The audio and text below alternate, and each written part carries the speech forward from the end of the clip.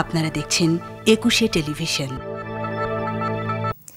নারায়ণগঞ্জের সিদ্ধিরগঞ্জে কিশোরী দুই বোনকে ধর্ষণের অভিযোগে আবু বকর নামে এক ব্যক্তিকে গ্রেফতার করেছে পুলিশ। সোমবার মধ্যরাতে মিজমিজি কান্দাপাড়া থেকে তাকে গ্রেফতার করা হয়।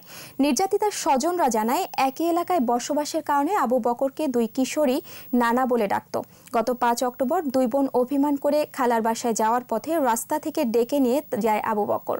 পরে নানা ভয়ভীতি দেখিয়ে তাদের ধর্ষণ করে সে। গতরাতে থানায় খবর দিলে পুলিশ তাকে গ্রেফতার করে। অভিযুক্ত আবু বকরের বাড়ি নোয়াখালীর সেনপাড়ার হোসেনপুর গ্রামে।